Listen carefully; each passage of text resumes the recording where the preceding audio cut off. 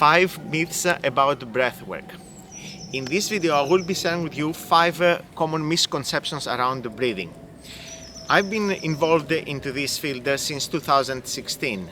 I started getting certified in the Wim Hof method, moved on into studying the Buteco method and working very closely with Patrick McCone, with whom I had the opportunity since 2021 to be co-teaching a course called Breathing for Yoga. So not only I have been consulting people on a one-to-one basis, but also delivering courses. And I can tell you that the misconceptions that I will be covering in this video are as common among lay people as well as people that would be considered as breathwork teachers. This video I hope will save you time. And the reason I'm saying is because when I'm having consultations, so often we will have to spend the first 30 minutes to even 1 hour of covering these questions, around the topics that I will be discussing in this video. So let's get started. Myth number 1. All types of breathing are breathwork. So far from it. Are all types of exercise strength work? Obviously not. So if you're going to be doing some breath work, you want to be challenging to some extent your breathing capacity. So if you're just closing your eyes and visualizing waterfalls, you're not doing breath work. If you're lying on your back and visualizing rainbows, you're also not doing breath work. But it's not only about visualizations. Visualizations actually can be very useful. The problem with a lot of exercises that are considered breathwork, but in reality they are not, is that they are not challenging the respiratory capacity. Think of all the hyperventilation techniques, and guess what? They are becoming very popular because exactly they are not challenging the breathing. Are they really breathwork? Is someone that will be hyperventilating over the course of 1 month, 1 year, 3 years is going to get better at breathing? I'm going to argue that this is very questionable. Let's go to the next one. Number 2. The purpose of breath work is to get us into an altered state of mind. Ooh, how spiritual did I sound now? Honest to God, be real.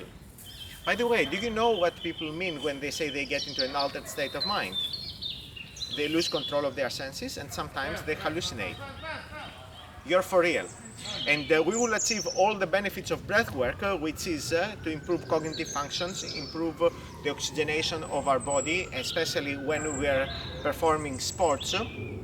In general, increase the ability of our peripheral tissues to function by losing our senses. It makes sense to you. Yeah, that's what a lot of the times people claim to be. And I will tell you that the proof is in the pudding. People that perform these breathing techniques, that they end up getting into the altered state of mind. Of course, no proof that this thing happens. They can say that they saw God. Are they improving anything in their physical capacities or mental? I very much doubt. Number 3. The quickest way to relax through breathing is by breathing in from the nose, out from the mouth. Or by sighing. You know this. Maybe you can say and let go if you want to be a little bit new agey. Well, the reality is that of the 5 myths that I'm covering today, this is the one that holds the most truth. However, it holds the truth only temporarily, because you will be feeling a little bit more comfortable after you have exhaled from the mouth, but this is going to last for how long? You're feeling more comfortable because potentially before you were closer to your level of carbon dioxide, and now that you are exhaling, you are relaxing. You're not anymore suffocating yourself. But after a while, you will need to again breathe out from the mouth. And I will tell you, if you speak to anyone that has a clinical experience with people that are overstressed, have anxiety, they breathe in and from the nose, out from the mouth for months and years, and they still don't get anywhere. So this is a little bit like saying, I have cravings and I'm having some sugar, and this kills the cravings. Correct. A tablespoon of sugar will kill your cravings, but is that a solution to your appetite problem? Number 4. we should be breathing diaphragmatically all the time. Oh my god, did you hear your yoga teacher telling you that? She must know. The reality is that your diaphragm is recruited all the time. And this is something that we want to be doing. But to what extent the diaphragm is recruited will depend primarily on how free the diaphragm is to move. So if I am kyphotic, if I have tight shoulders, if I had overall bad posture, I cannot be recruiting my diaphragm all the time. And if I am forcing my diaphragm to be moving, potentially I'm promoting actually bad posture, and it is not going to be realistic. Let me show you how it would look if I was to breathing diaphragmatically all the time while walking.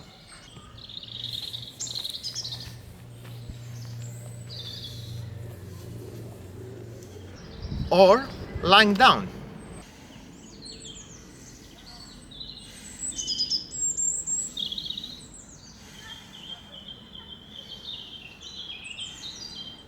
Did that look to you as a normal, healthy breathing? Obviously not. But guess what? I was recruiting my diaphragm a lot more than if I was just keeping my belly relaxed. Which brings me to the point that the diaphragm should be moving depending on the demands on the activity that I'm performing. If I'm going to be challenging my core, if I'm going to be challenging my cardiovascular capacity, chances are that the diaphragm needs to move a lot more. But not all the time. And number 5, holding one's breath is a sign of dysfunctional breathing. It can be. It happens in obstructive sleeping apnea. It happens in other cases. But unless you find yourself out of breath once you have held your breath, then chances are that holding your breath is actually something that your body intuitively does, and it's there to serve you. It can happen when you want to increase concentration. It can happen when you are lifting something that is close to your limit and you need to increase intra-abdominal pressure. It can happen even when your posture is challenged, such as in a yoga class. It will happen also when you're dealing with pain. So many cases where holding your breath is actually useful for you and not necessarily a sign of dysfunctional breathing. When I started preparing this video, I realized that there are probably more than 5 myths that are worth dispelling around breathwork. So I may be putting together another video. But in the meantime, if you have any claims that you would like me to comment on, please leave them in the comments below.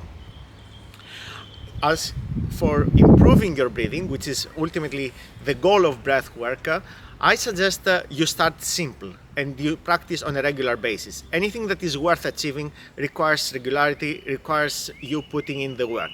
Not one workshop or just one exercise done once a month.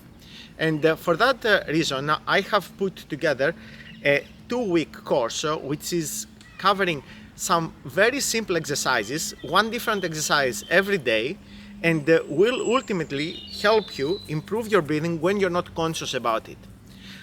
As you know, it is not possible all the time to be aware of our breath. We have to think of other things. But yet we breathe all the time, and the way we breathe will determine how we operate and how calm we are and how well we oxygenate our body.